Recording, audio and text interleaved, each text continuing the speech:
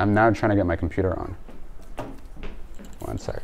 If this doesn't start in 30 seconds, I'll just use my mind.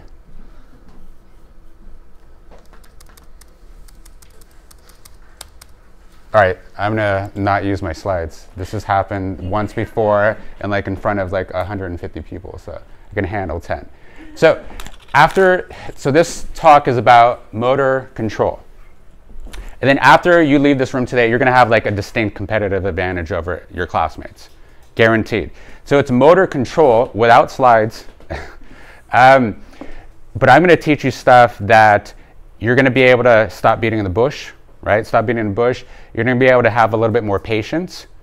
I'm gonna teach you how to decrease the buffering and loading on the application of, dude, get this, okay? So a lot of cool stuff is gonna come over here. I always start with targets. This is my head. So after this talk, you're gonna learn how convincing somebody to wash their hands will get you to have more patience, get the point across very clear and quick. You're also gonna learn how recognizing faces means recognizing reality.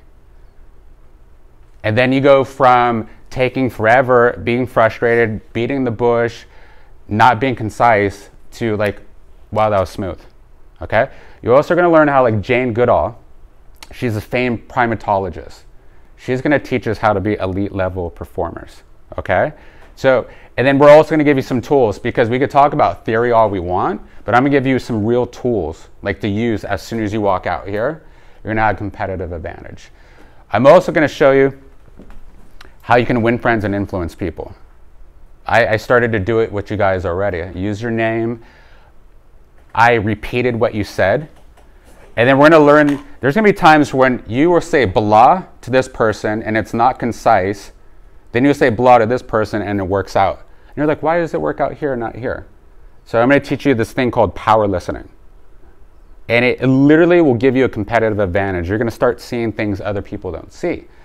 And then I'm gonna teach you the power of mirror neurons. So this applies to so much stuff. And when you learn the power of mirror neurons, you become like a prediction specialist, okay? So what I'm gonna do, I'm gonna take this off so I can use some of my slides. Load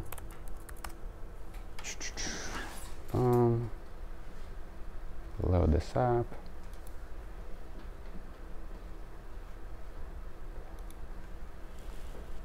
Got it.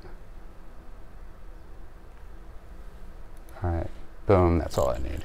So, target. So, what does getting somebody to wash their hands have to do with like stop beating the bush, getting concise, getting people together? So, in 1846, there was this Hungarian-born doctor, and the medical community was switching from blaming illness on like bad omens, feng shui, to switching towards numbers, anatomy, physiology, gathering data. And this guy was no different. He went to a maternity ward and he saw something super troubling. I promise you this story does get better. He saw that a lot of mothers were dying when they were giving birth. And he further saw there was 2 maternity wards. Over there were the doctors and the students, and over here were the midwives. And when the doctors and students gave birth, moms died 5 times as much of this thing called childbearing fever. When the midwives did it, the deaths went down 5 times. So think about that. You don't want to be on this side. And then he wanted to crunch the numbers and figure out what happened. And so he said, okay, when the midwives deliver babies, the moms are on their side. Doctors, moms are on their back. All right, so he ordered his staff to put their moms on their back. No change, same stuff. And then he noticed the doctors, when they give birth, they have a priest walk slow and ring a bell. And he's like, all right, maybe this is stressing out the moms. Hey, priest, can you go over there and not ring the bell? No change whatsoever. So he pretty much gives up. He goes on vacation. He clears his mind and he's on his way back to the maternity. And he gets some more bad news. It'll get better, I promise. His colleague, a pathologist, dies as he's giving an autopsy. He pricked his finger and some of the particles from the cadaver, the body, got in his bloodstream. The interesting part is he died of the same childbearing fever as the moms. He's like, wait a second. This is like the Scooby-Doo clue I've been waiting for. And so what he did, he ordered his staff to actually wash their hands, right? Because doctors were the only ones doing autopsies. The moms were never doing autopsies, midwives. There's another difference. He said, maybe there's something here. So he orders his staff, wash your hands with chlorine and tools. This is before they knew about germ theory. He just wanted to stop stinking because it smells. A dead body smells, okay? What happened after they crunched the numbers? Anybody guess? I'm going to keep rubbing my hands until I get a guess.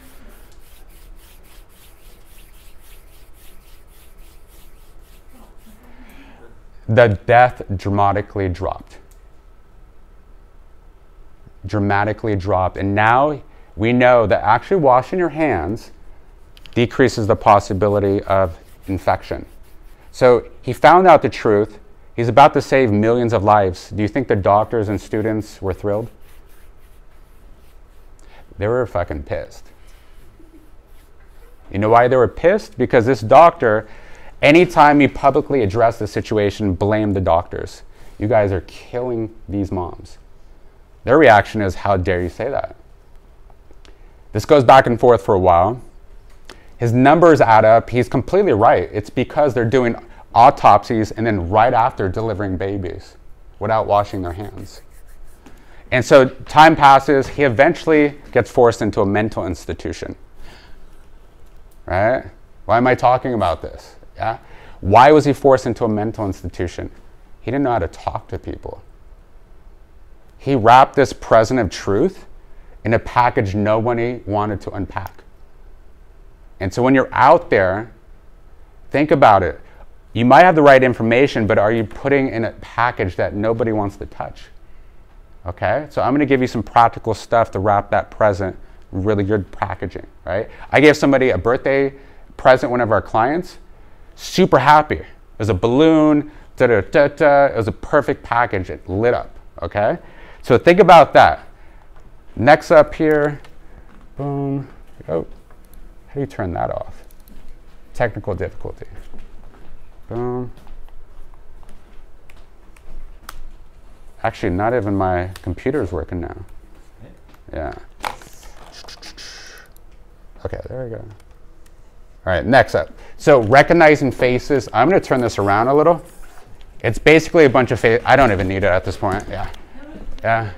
So recognizing faces means recognizing reality. Ladies, has a dude ever talked to you? Yeah, she's in charge here, so listen to her. Yeah. So ladies, has a dude ever talked to you and he's like super creepy and you're like, dude, get the hint, like get it? And so reading faces means reading reality. And reading reality means you can get somebody who's confused about what you're talking about to actually start doing what you're doing. So there was a University of Texas study. And there was a study of 12-month-olds, of daughters and sons and their moms. And an instructor put them in a room much like this. And with the daughter and mom, they said, all right, here's this forbidden object. Hey, mom, no one's allowed to touch this. Daughter doesn't hear anything about this. So they put the mom and daughter in a room, forbidden object. Mom goes off in the corner. And then what happens? The daughters touch it, but far less. They touch it 10 to 20 times less than the boys. Not only that, they turn around and look at their mom 10 to 20 times more. They were looking for approval or disapproval in the mom's facial gaze. They were reading faces and then reading reality. The boys, on the other hand, they touched it virtually every damn time. The other thing is, they barely looked at their mom for approval or disapproval. This is the crux of my coaching. When I give somebody a coach in Q, I'm looking at them. Are you confident, not confident, confused, unconfused? Are you engaged, not engaged, bored, excited? I'm constantly reading their faces. And so when you're coaching people, read their faces. Read their faces. And you can predict reality. Actually, Is there a way to like stop the network thing coming up? Yeah. Yeah, that's good. Yeah. Yeah. So reading faces. So whenever you're talking to somebody, read their face. What do they look like? Are they engaged, disengaged? How's their eyes? This is the window. And this is the crux of my coaching. I can have 6, 7 different people, different injuries, different everything. And it's so slow and calm to me. It's because I'm proactive. I'm not reading a sheet. I'm looking at other eyes. I'm looking at you, like who's engaged with me, who's bored, who's on their phone, who's thinking about this. Look at people in their eyes, okay? So next one up, this thing called mirror neurons. If you see this picture, anybody like movies? Halloween's coming up. Anybody seen scary movies? No? She's like, hell no, no. Comedies? Yeah? So look, this is why movies are so addicting, mirror neurons. So there was Italian scientists, and they hooked up these monkeys to this screen for their brain. And they put a peanut there, and then when the monkey picks up the peanut, this part of the brain activates, and there's a sound. There's nothing novel about this. But one day, scientists came in, the monkey's just waiting there, and the scientist picks up the peanut. The same part of the brain activates and the sound. So think about that. Monkey picks something up, brain activates, monkey sees somebody do the same thing, the same part of the brain activates. They dub these mirror neurons. And the same reason if you're walking in this hallway and there's somebody with a big stack of books and they're about to fall, what do? You pick up on their mirror neurons and you're like, whoa, watch out. And so when you're coaching people, if you can align with their mirror neurons, you can predict the future. You can actually put yourself in their head and their body. You can't read their thoughts. And the proof of this is when you say something and they say, how did you know? Oh yeah, that hurts. So mirror neurons, when you're coaching people, when you're trying to get your point across, are you talking and then moving away, or are you talking to them, how's that? You gotta pick up. It's like watching a movie. Don't take your eyes off the screen. And then you pick up on these nuances. Yeah. Yeah, it's good. You're good. You could be like my hype man, you know? Yeah? All right. So, anybody heard of Jane Goodall? You see this? Anybody? Yeah? Audit? So, what can Jane Goodall teach us about being an elite level communicator, observer? Back in the day, primatologists, they thought many things about chimpanzees. They would observe them in the wild, and they would observe them in cages and in controlled environments. And they would go out in the wild, try to trick them to get attention, and they would observe the reaction behind protected glass. And so they had some assumptions and general truths, right? They're vegetarians. They don't really have personality. It's good right now. It's just distracting at this point. Yeah, no.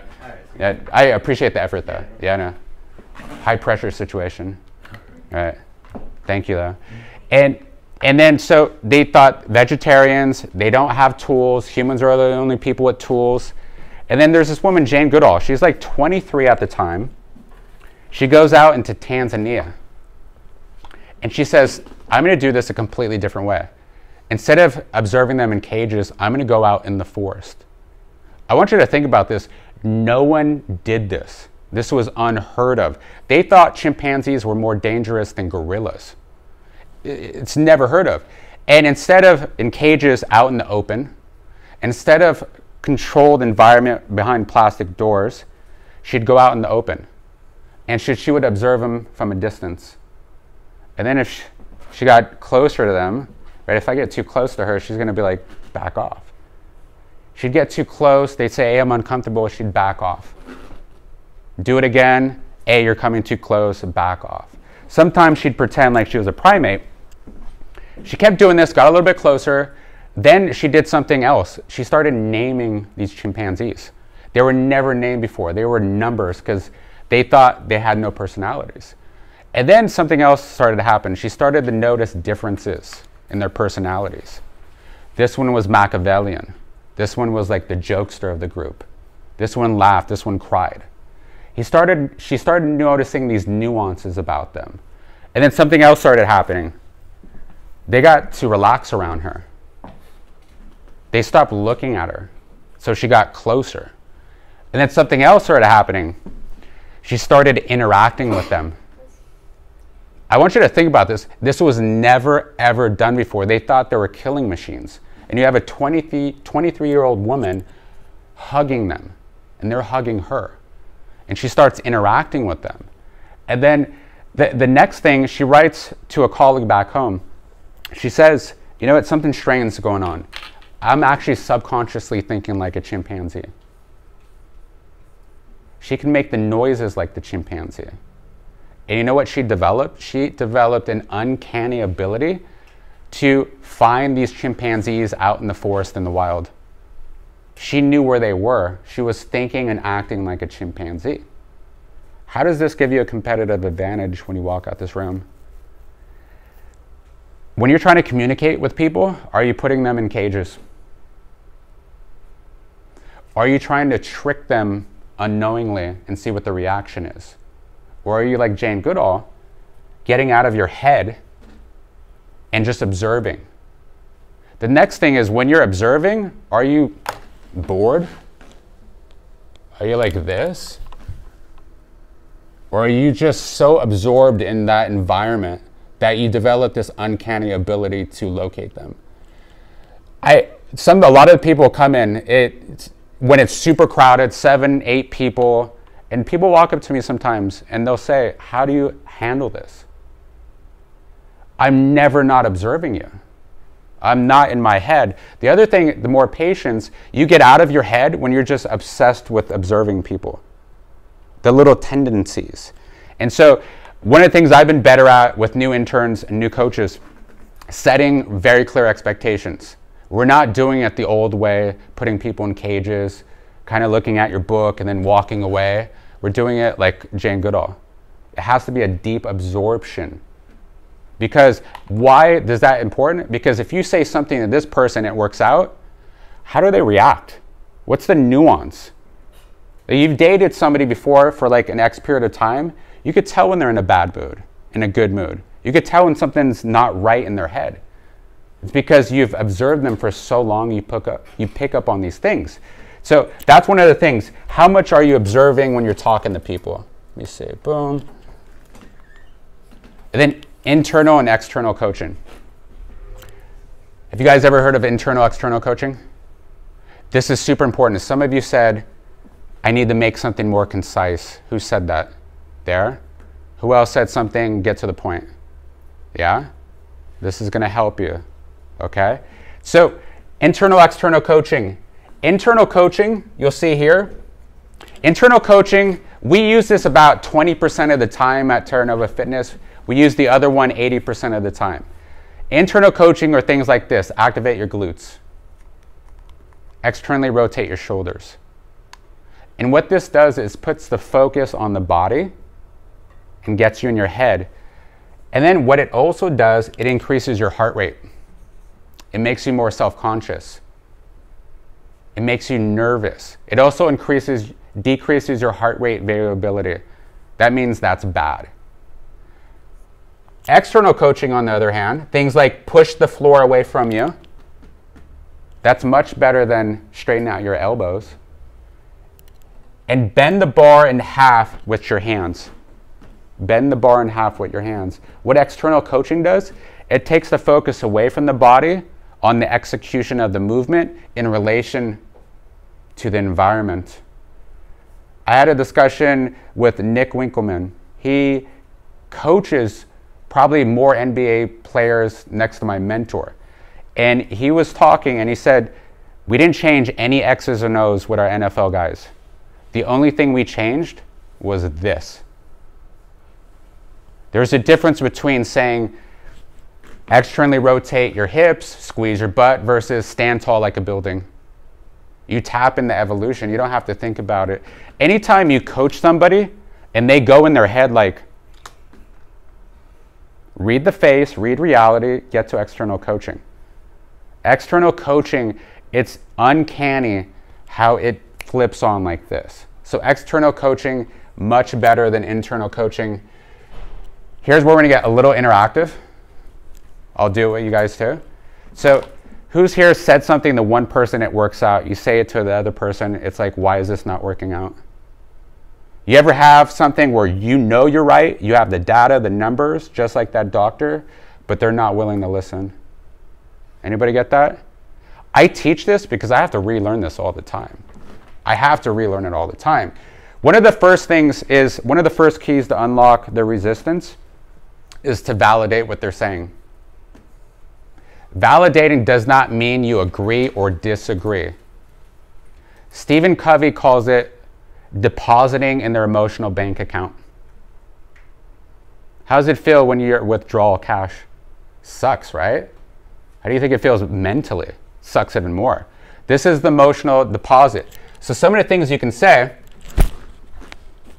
hey, I completely understand how you feel that way. It makes perfect sense that you feel that way. You're not judging, you're not saying it's right or wrong. I use this all the time, even if I don't agree with people. So when somebody says, man, traffic sucked, it stressed me out big time, I didn't have my coffee. Hey, you know what? I completely understand why you feel that way. The old me would be like, well, just change your fucking state, do this, do the Tony Robbins thing, switch with the, you know. But that turns into the guy who can't convince people to wash their hands. Okay, so validate what they say, and you'll actually see right after you do this, there's an emotional deposit in them, and there's almost like a relief in their face. Pay attention to their face. There's 3 levels of power listening. Again, you saw some of it today. When you talked, what did I do? Tried to use your name and repeated what you said. Do an experiment when you leave today without judgment, and you're gonna find that the most people you talk to are not even paying attention to you. And you know what? You're not paying attention to them either. We all do it, I do it from time to time. There's a reason why I coach this. There's 3 levels, there's 3 keys of power listening. This is so damn powerful. You can get somebody who's on the complete opposite side of you to at least be open to the possibility of being on the same boat with you. So, level 1 is we call monologue listening. How does this apply to me? Somebody comes in and says, hey, you know what, I didn't have my coffee this morning. My reply, oh, I didn't have my coffee either. Ugh. Your instructions are, it's time to talk about myself. Go out there today. What you'll notice, you talk to people, they're not listening. They're waiting for you to shut up so they can talk about themselves. We all do it. We all do it. This is why I teach it to myself. And so if that surface level conversation takes place, it's not memorable to you. It's not memorable to you. You make no impression. You don't stand out from anybody. My greatest skill is I know how to talk to people, and when I make mistakes, and I've made a lot of them, I do what I can to bridge that gap. And it's got to be genuine. Next level of listening is what we call reflective listening. This is where you repeat back what they said. What are they saying to me? You're making an emotional deposit in their emotional bank account. So when somebody says, hey, you know what? I didn't have any coffee this morning. I just don't feel good. Well, you didn't have any coffee today? Yeah, I can understand why you don't feel good. You're making a deposit. You're standing out from everybody else. You might be the literal only person who says that. Probably the person they go into sleep or bed with didn't say it to them. So the instruction on level 2 is repeat back what you said and give them proof that you're actually listening and give a shit. You're going to stand out. Because if they speak to 10 people, it's like, Tay said, damn, he's like paying attention to me. Huh, let me go talk to him again. Level 3, the next key, is asking yourself, who is this person talking to me? What value do they have? And the instruction here is repeat back a belief or value they have. And I'll wait for you guys to stop writing.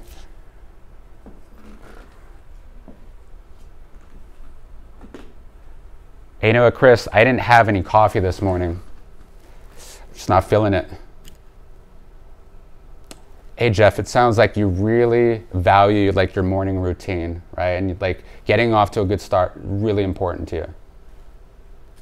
The reaction you get from people, it's unbelievable. Just imagine if you go to the bank account and it's like, hey, you know, here's a few extra $100, boom. How's that gonna light you up? If you can do that emotionally to people, you're gonna have loyal people. Let's do a little experiment here. Match up with each other. If you don't have a partner, you can partner with me. And we're gonna have whoever's senior, whoever's older, will go first. Doesn't matter. And I want you to share something like a complaint to that person. It could be anything, novel, doesn't matter. Then person B, your instruction, level 1, is just wait for them to stop talking and then say something about yourself and how it applies to you. Any questions? No? Yeah, lots of complaints. So I'm gonna give you guys 1 minute. I'm sorry, 30 seconds. Complain something, one thing to that person. 30 seconds, and then I'm gonna tell you when it's time to stop, and then I'll give you instructions. 30 seconds. Tell them something.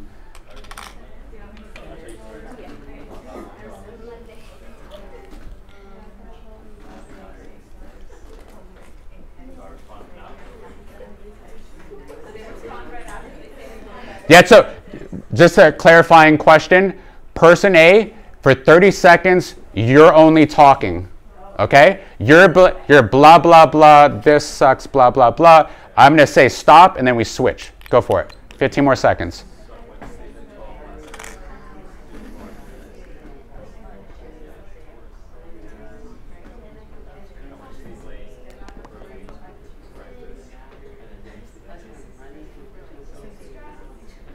And time. So the person listening, talk about how what they just said applies to you. Does that make sense? Go for it.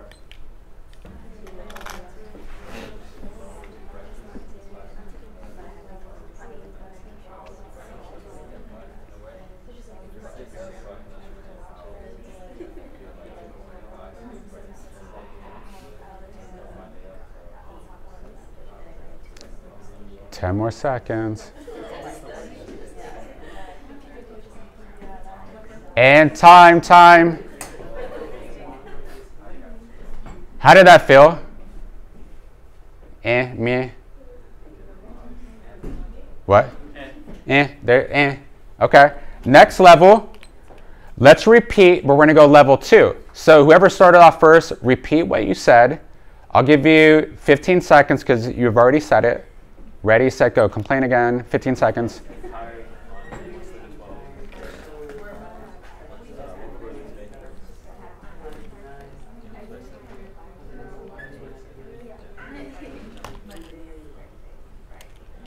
And time. Nice. The second person, here's your instructions. What is this person saying to me? Repeat back what that person said to you. Clear? Yeah. Ready, set, go.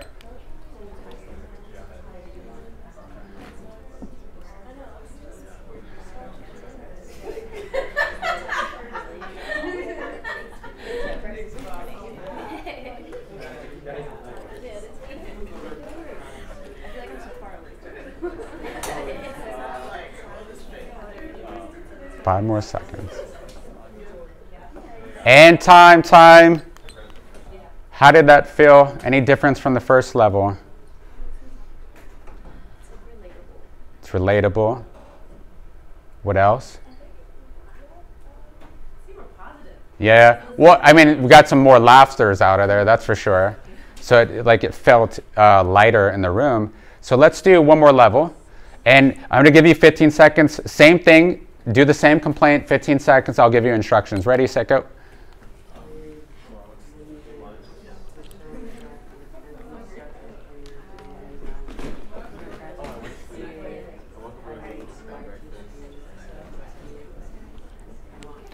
And time.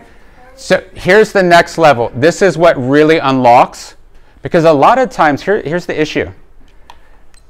I have a Russian teacher. I speak a decent amount of Russian. I can trick people until I'm fluent. I can have a conversation. And there's times where I have some other stuff on my mind. I own a business for 10 years. I got some stuff on my mind. And my teacher might say the exact same thing, clear, collective, it's perfect, but she's competing with some other crap in my head. And so when I'm withdrawn, when I have withdrawals, if I have negative in my head, it's not because she said anything wrong, it's because she's competing with all these stories in my head. You know, we make stories in our head, right? Starring us, da-da-da. And what you do, when you give us some emotional deposits, you're slowing that down, and that person feels a little bit more fulfilled, and you don't have to compete with all these stories. Does that make sense? You ever talk to somebody, it's like, why is this person not listening to me? It's like super clear. You're not paying attention. They got a lot of shit going on in their head. This unlocks it, okay? So the instruction here is asking yourself, who is this person speaking to me? Reflect back a value or belief you think about this person, right? The example with Jeff was, it seems like you're a person that values like a good morning routine. Does that make sense? So repeat to them a value or belief you think they have. Go for it, 30 seconds.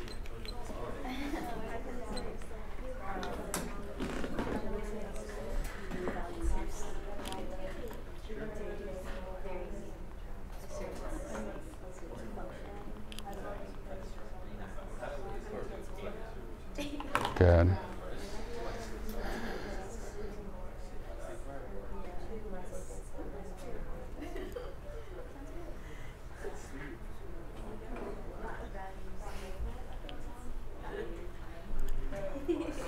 And time. I for sure notice a difference in the vibe. What's your feedback on the third level? Is there a difference between the first and the third level? What was that? I said she felt awkward. Yeah, and part of this, some people are going to be like, this is weird, awkward, and other people are like, oh, damn, thank you. I can use this.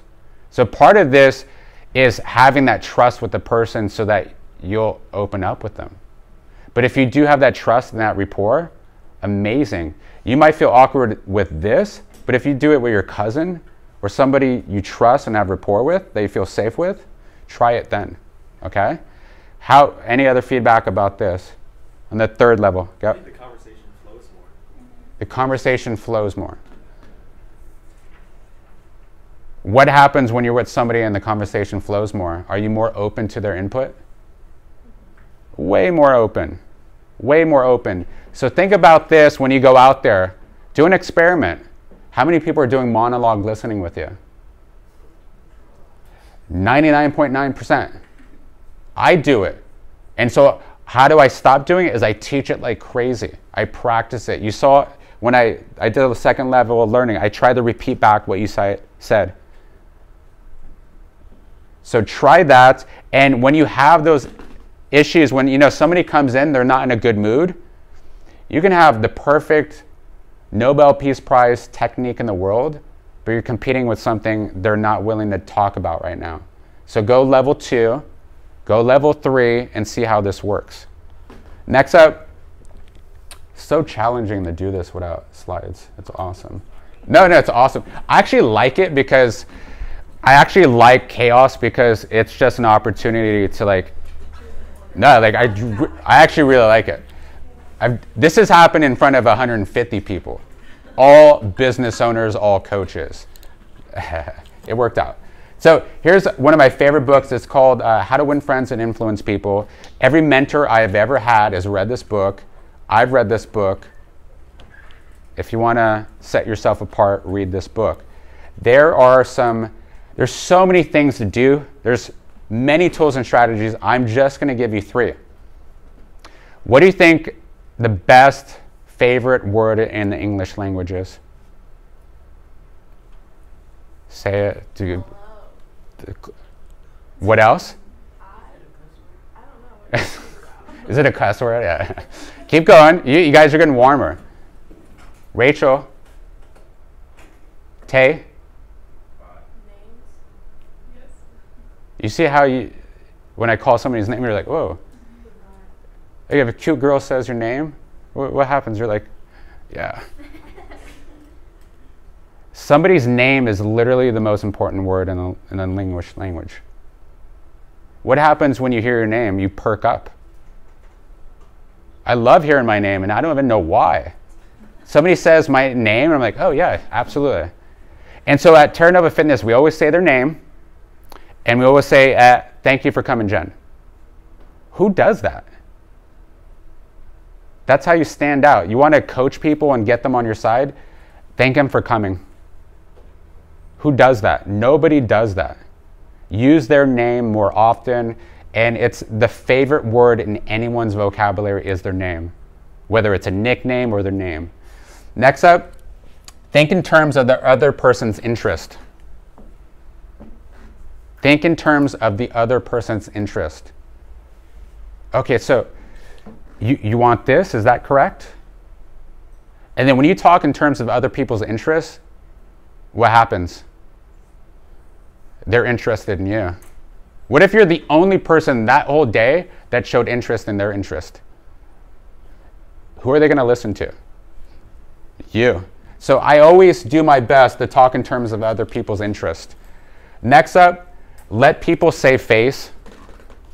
You remember the doctor?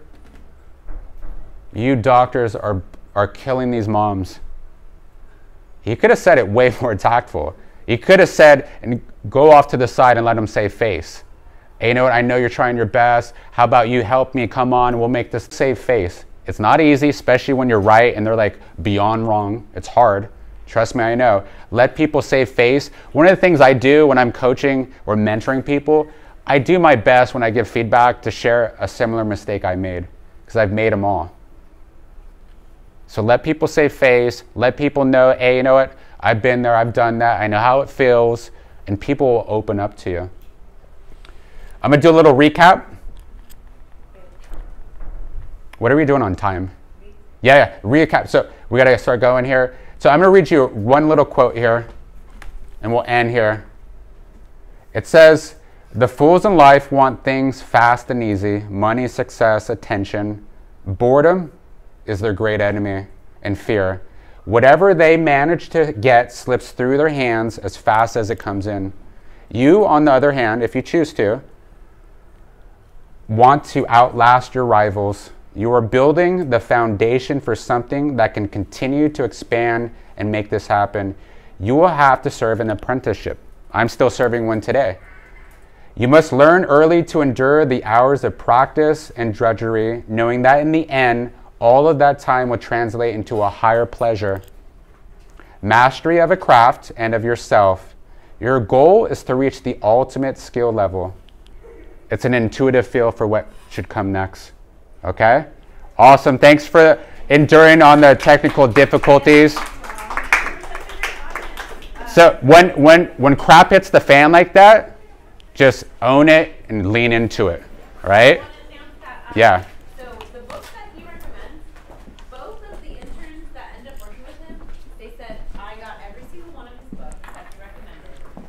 Read them on my nightstand. Totally